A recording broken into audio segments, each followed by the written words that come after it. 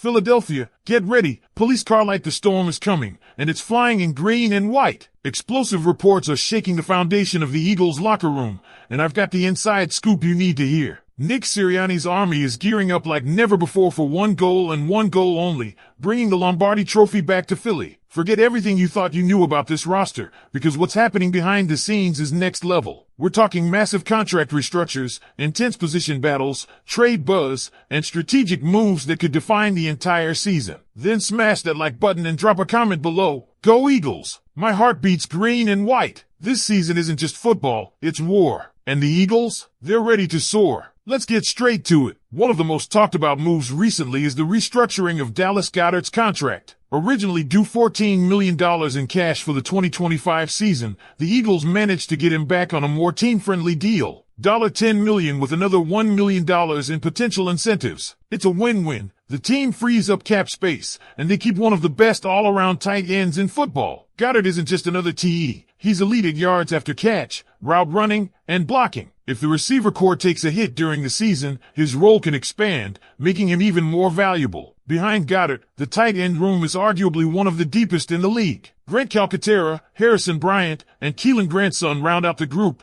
each offering a unique skill set. Calcaterra is a tall, athletic target with soft hands. Bryant is a red zone threat at 6 feet 5 inches, while Grandson is known for his blocking. But let's be real, as talented as Calcaterra is, he's not replacing Goedert anytime soon. That would be a 2026 conversation, assuming the Eagles even want to move on from Dallas. For now, Calcaterra is best suited as a reliable backup, and it's clear the Eagles didn't draft a TE because the board didn't favor it in 2025. Now, onto the defensive side, Justin Simmons is a name that just won't go away, and for good reason. No, the Eagles don't need to sign him, but should they? Absolutely. Simmons, a seasoned vet with 4 second-team All-Pro selections, still brings high-level play and leadership to the table. With over 30 interceptions in his career and a history of staying healthy, 13-plus games in 8 of his 9 seasons, he's not just a depth piece. He's a mentor, a culture guy, and he already knows Vic Fangio's scheme inside out. He would mesh well with Reed Blankenship, Sidney Brown, or rookie Andrew Mukuba.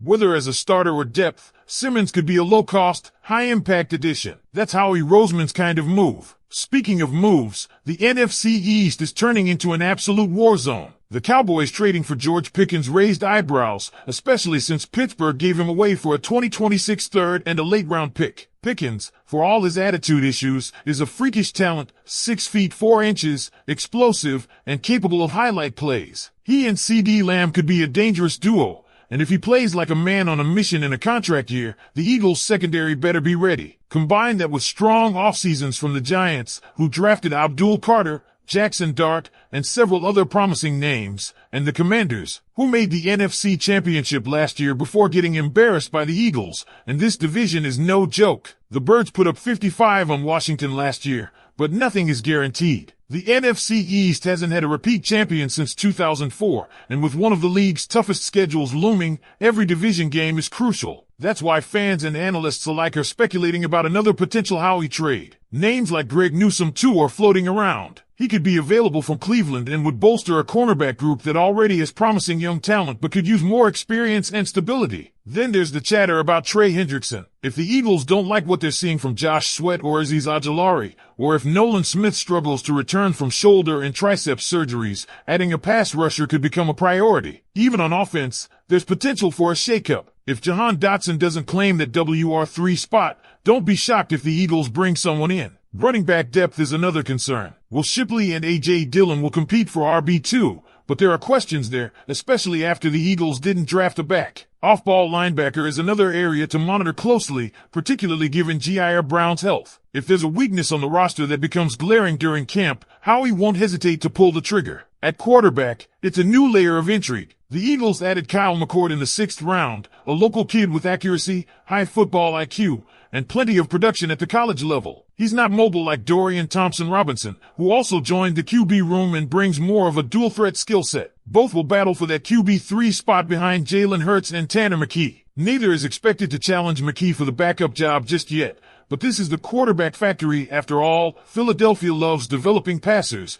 and McCord is one to keep an eye on. The offensive line might still be the most stacked unit on the team. Jordan Mailata, Landon Dickerson, Cam Jurgens, Tyler Steen, Lane Johnson. It's a loaded starting five. Add in rookies in depth like Trevor Keegan, Drew Kendall, Miles Hinton, Cam Williams, and even Kenyon Green, and it's clear the Eagles are preparing to dominate in the trenches yet again. There's even a possibility they keep 11 offensive linemen, which is rare but not out of the question for a team that believes you win football games in the trenches. Training camp will feature must-watch battles across the board. Kelee Ringo fighting for an outside corner spot, Tyler Steen trying to hold off Kenyon Green and others for the right guard position, and Ty Robinson's potential role on the defensive line. Even special teams battles, like who returns kicks and punts, will be critical. Is it Avery Williams' job to lose, or could someone else step up? So Eagles fans, with all these moving parts, potential signings, position battles, and divisional threats, what do you think is the most critical move left for Howie to make before week 1? Let me know your thoughts below, and if you're ready, I'll give you the second part of this breakdown next. Are you ready for more? As we continue to dissect the Philadelphia Eagles' offseason moves and positional outlook, one thing becomes very clear: this team isn't content with just being good. They're aiming to be elite again. And to get there, every small decision, every trade consideration,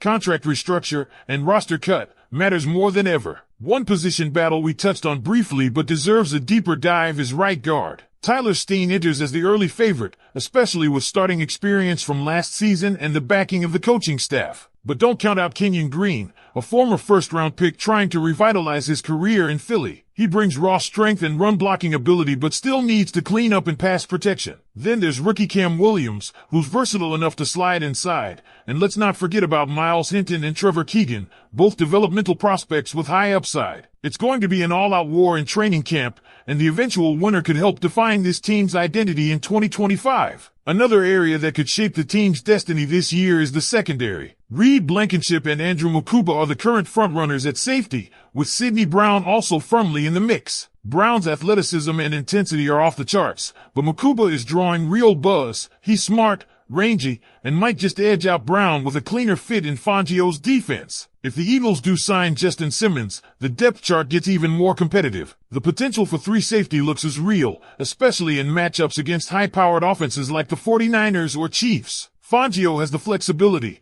and this safety room has the talent. Over at cornerback, keep your eyes locked on Kelee Ringo. At 6 feet 2 inches with blazing 4.3 speed and a solid frame, he's got all the tools to be an elite boundary corner. But raw athleticism only gets you so far. Technique and mental processing will be his make or break factors. If he doesn't seize that starting outside role opposite Darius Slay, the Eagles may have no choice but to revisit the Greg Newsome 2 trade chatter. This team simply cannot afford to get lit up on the outside with explosive receivers like CeeDee Lamb and now George Pickens lurking in the NFC East. Speaking of explosiveness, let's shift to the WR3 spot. It's one of the more under-the-radar competitions but could have major implications on the passing game. Jahan Dotson is a natural separator, but questions about consistency and reliability remain. If he doesn't prove he can be that dependable third option behind